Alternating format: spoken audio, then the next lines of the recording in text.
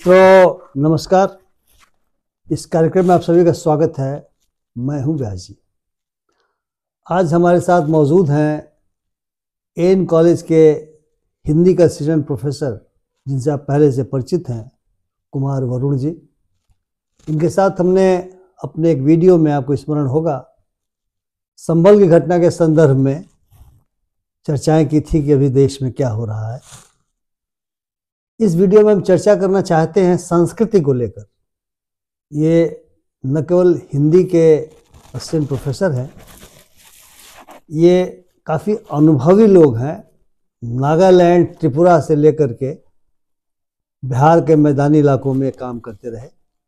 BHU में इनकी पढ़ाई हुई, जामिया मिलिया में इनकी पढ़ाई हुई और Indian institute of advance studies Shimla के भी एसोसिएट फेलो के रूप में है। तो व्यापक अनुभव इनका है।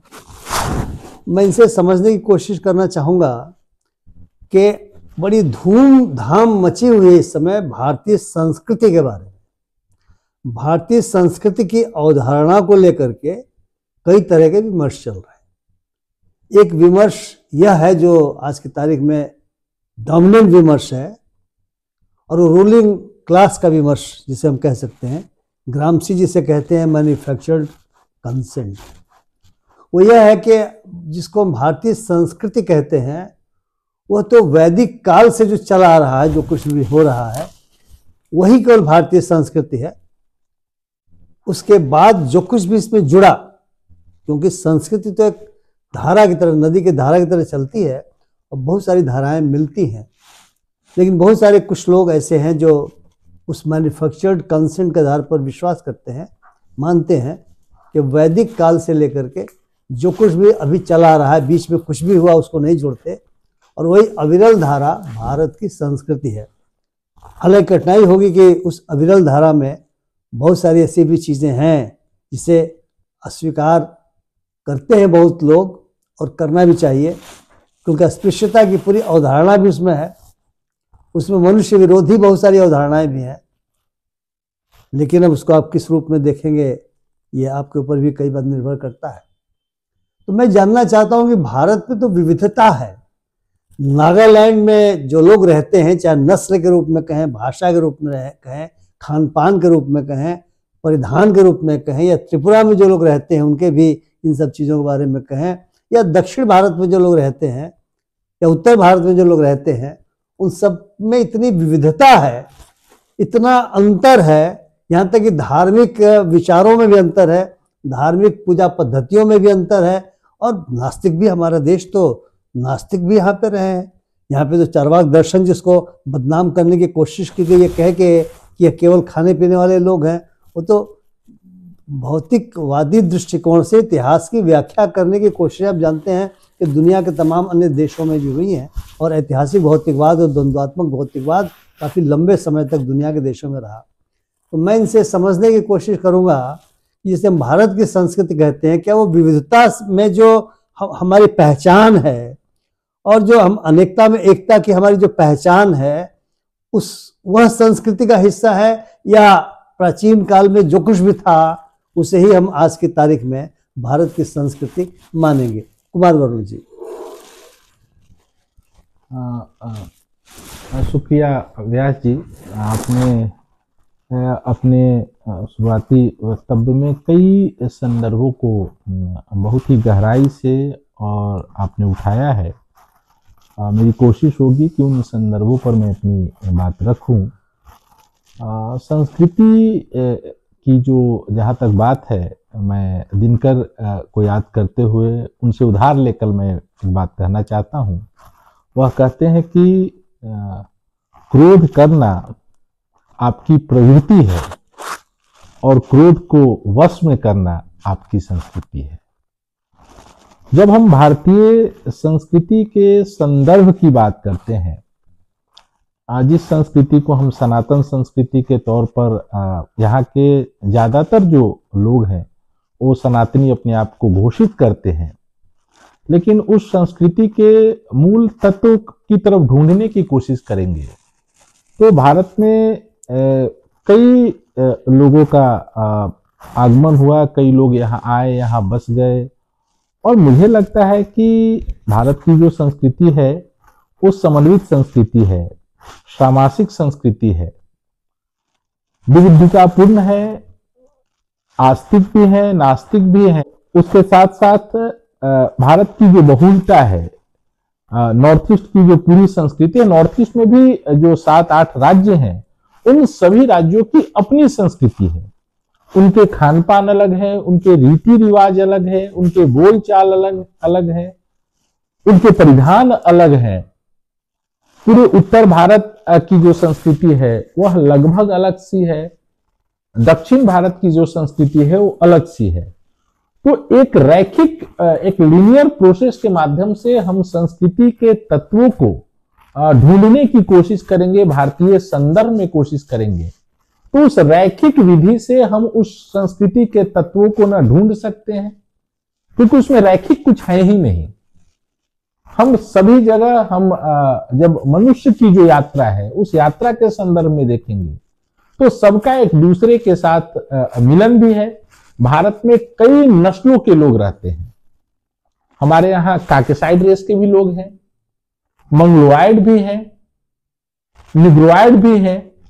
तो उस संदर्भ में भी हम संस्कृति को ढूंढने की कोशिश करेंगे तो हमारे लिए बहुत मुश्किल होगा। तो बेहतर यह है कि हम सामासिकता में, हम अपनी संस्कृति की जो सामासिक जो धारा है उस धारा की तरफ हमें चलने की जरूरत है। यह कतई नहीं है कि हम वेदों की तरफ से ही अपनी संस्कृति की जो विरासत है उस विरासत को समझने की कोशिश करें। जो हमारे सांस्कृतिक प्रवाह में कई तरह के उथल पुथल और कई तरह के उतार चढ़ाव के साथ भारत एक गुलदस्ते की तरह यहाँ की संस्कृति का निर्माण हुआ है। हमें उस गुलदस्ते के जो भी फूल है वह फूल की अपनी खुशबू है, उसकी अपने रंग हैं। उन रंगों को हम कौन सा रंग बेहतर है, कौन सा रंग बेहतर नहीं है, उन संदर्भों से अलग हटकर हम उस गुलदस्ते में भारत की संस्कृति को टटोलने की कोशिश करें। यदि भारतीय संस्कृति की थोड़ी बहुत बेहतर समझ बनाने के लिए, मुझे लगता है यदि आप 3 किताबों से होकर गुजरे तो भारतीय संस्कृति के उन तत्वों को समझ सकते हैं, उन तत्वों को पहचान सकते हैं। एक जवाहरलाल नेहरू की डिस्कवरी ऑफ इंडिया, दूसरा रामधारी सिंह दिनकर की संस्कृति की 4 अध्याय, और तीसरा कुर्तुलू हैदर का एक उपन्यास है आग का दरिया। इन तीनों किताबों को एक संदर्भ में, भारतीय संस्कृति के संदर्भ में रखकर पढ़े तो हमें लगेगा कि भारत की संस्कृति क्या है, इसकी बहुलता क्या है, इसकी जो पूरी दुनिया में हमारी जो सांस्कृतिक बहुलता को लेकर हम अपने आप पर गर्व महसूस करते हैं। तो इन तीनों पुस्तकों से गुजरने के बाद हम उस बहुलता को, उस गुलदस्ते को, उस कोलाज को, उस वैभव को समझ सकते हैं। अन्यथा हम इधर उधर भटकते रह जाएंगे, क्योंकि हमारी खुशबू इसी में है कि हम उस गुलदस्ते के हर फूल हैं। अन्यथा इधर उधर टहलते रहेंगे, हम अपनी संस्कृति के मूल तत्वों की पहचान नहीं कर पाएंगे। यहाँ निग्रो भी है, यहाँ आदिवासी भी है, यहाँ आर्यन भी है, यहाँ मंगलोइड भी है। और उसमें भी बड़ा एक आश्चर्य की बात है कि आप नॉर्थ ईस्ट में भी केवल एक तरह की संस्कृति नहीं है। नागालैंड में जब तक रेस के संदर्भ में बात करें तो नागालैंड में काकेसाइड रेस के लोग हैं। नॉर्थ ईस्ट में ज्यादातर मंगलोइड है, लेकिन नागालैंड में काकेसाइड रेस के लोग रहते हैं। मणिपुर में वैष्णव धर्म मानने वाले मतावलंबी है। तो कई संदर्भ के साथ उनकी बुनावट को हमें जानने की जरूरत है। और बहुत ही कबीर की तरह, कबीर जो कहते हैं झिनी झिनी बिनी चदरिया, उसकी तरह और जतन से हमें देखने की जरूरत है। जब जतन से देखेंगे तो इन सांस्कृतिक विविधता की हम पड़ताल कर सकते हैं। अन्यथा पॉलिटिकल जो डिस्कोर्स है, विमर्श है, उस विमर्श में खो जाएंगे और हम अपने सांस्कृतिक वैभव को, जिसको लेकर पूरी दुनिया में हमारी एक अलग तरह की पहचान है, वह वैभव आने वाले 50-60 सालों बाद वह लगभग छिन्न सी हो जाएगी। आपने बहुत अच्छी बातें कही। 3 किताबों का नाम लिया, संयोग से मैं तीनों किताबें पढ़ चुका हूँ और इसी संदर्भों में मैं इस सवाल को रख रहा था कि देश में जितने धर्म माने जाते हैं उस धर्म में यदि ईश्वर की अवधारणा है तो जो ईश्वर को मानते हैं वे आस्तिक कहे जाते हैं। इस्लाम को भी मानने वाले अपने आस्तिक हैं, जो यीशु को मानते हैं वो भी आस्तिक हैं, जो गुरु ग्रंथ साहब को मानते हैं वो भी आस्तिक हैं, और जो सनातन को मानते हैं आस्तिक हैं। और संशयवादी धर्म भी हमारे यहाँ है। बौद्ध धर्म जो है वो ईश्वर को नहीं मानता, जैन धर्म ईश्वर को नहीं मानता, उसे हम संशयवादी एग्नोस्टिक रिलीजन कहते हैं। तो एक्चुअली आस्तिक हैं, नास्तिक है, एग्नोस्टिक लोग भी हैं। ये तीन तरह के मैंने जस्ट आपने जब बात कही तो मैंने सोचा एक्सप्लेन कर दूं। दरअसल संस्कृति अगर कोई रूढ़ शब्द हो जाए, कोई रूढ़ अवधारणा हो जाए कि हम आज से हजार साल पहले या 2000 या 5000 या 10,000 साल पहले जो कुछ मानते थे वही मेरी संस्कृति है, बाद में उसमें यदि कुछ नहीं जुड़ा तब तो हम पत्थर काल जो था, पत्थर युग, उससे शुरू करेंगे तो ज्ञात होगा कि आज की तारीख में जो कुछ भी दिखलाई पड़ रहा है सब अपभ्रंश है। इसलिए संस्कृति कोई रूढ़ चीज नहीं होती, वो विचार है, वो खान पान है, वो परिधान है, वो सोचने का तरीका है, वो गीत है, संगीत है, पर्व त्योहार है, वो बदलते रहते हैं, बढ़ते रहते हैं।